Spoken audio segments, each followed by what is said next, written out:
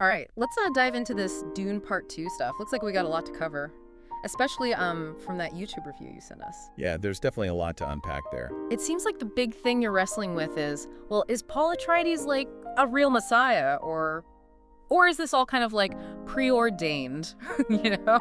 That's the million-dollar question, isn't it? Yeah. The source material really hammers on that. Yeah. Like, is he in control or just a pawn, a product of this prophecy? It's interesting because the review kept bringing up Star Wars. Yeah. And like how Paul's journey kind of mirrors the Skywalkers. I'm thinking, is he going to be another Anakin? You know, seduced by the dark side and all that? That parallel is spot on, I think. It gets at like the core of what makes Paul so compelling. You know, both Anakin and Paul, they're kind of thrust into these messianic roles.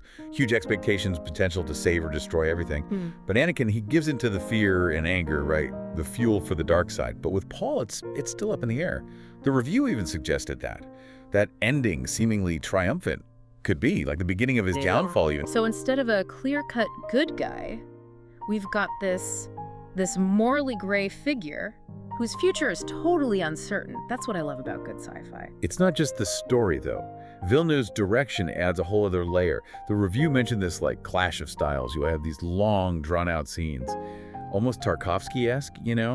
And then bam, out of nowhere. It's like a Michael Bay action sequence. Whoa, what a combo. I can see how that could be jarring, going back and forth like that. Yeah, Villeneuve, he's all about atmosphere. So those long takes, that deliberate pacing, it pulls you right into Arrakis, you know, makes you feel the weight of it all. But then the action hits, and it's explosive.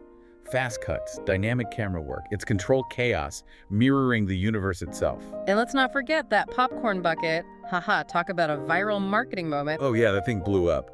Not every day a snack bean's a meme. Especially when that gets spoofed on SNL.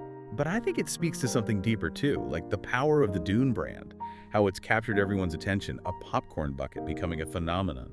That's wild. It shows how much this film resonates. So we've got prophecies, Star Wars parallels, a popcorn bucket that broke the internet. What else did this review dig into? Well, it made a point of saying that Dune Part 2 doesn't shy away from the darker side of Herbert's world. We're talking executions, gladiatorial combat, and Feyd-Rautha, he's a whole other level of messed up. They didn't hold back on describing those scenes. Lots of descriptions of violence and cruelty. Sounds pretty intense. It is. The review even talked about scenes with like piles of corpses, nuclear explosions. Yeah, and from what I gather, Austin Butler, as Feyd-Rautha, he is really going all out. It seems like Villeneuve's really committed to portraying Arrakis as this harsh world where survival is never guaranteed. He wants you to feel that, the weight of it all, to understand what's at stake. Remember, this isn't some lighthearted space adventure.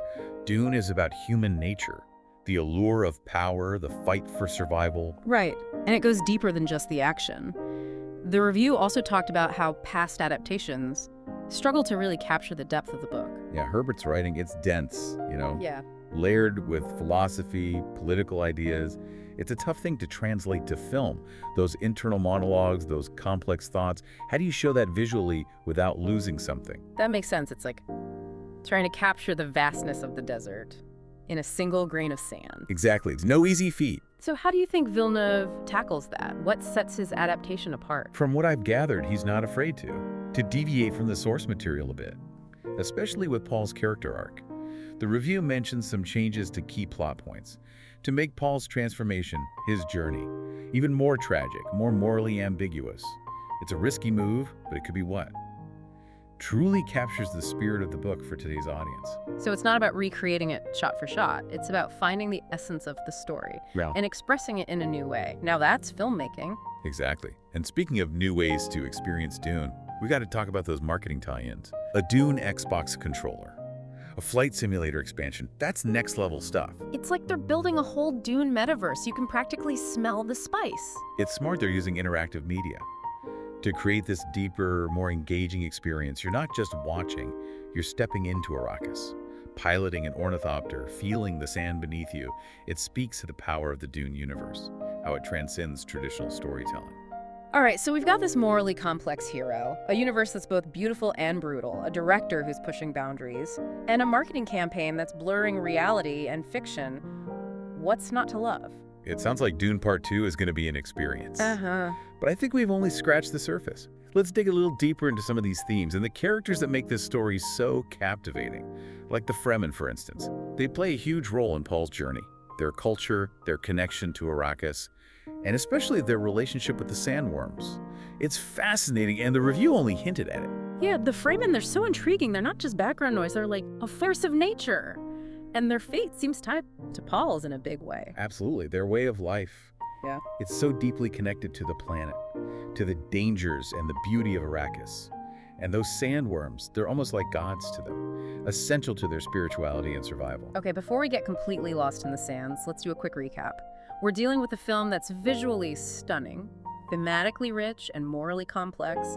We've got a hero whose destiny is uncertain, a villain who's truly terrifying, and a supporting cast, like the Fremen, who are more than just window dressing, plus a marketing campaign that's going all out. It's clear Villeneuve's aiming for something epic, a film that'll challenge our expectations of sci-fi and leave us pondering the big questions. And that, my friend, is what makes a deep dive worthwhile. But we're just getting started. Let's fire up those Holtzman engines and explore some of these themes in more detail. So, the Fremen and their whole reverence for the sandworms, it's not just some quirky thing. It points to this bigger idea in Dune about, interconnectedness, how everything on Arrakis is linked.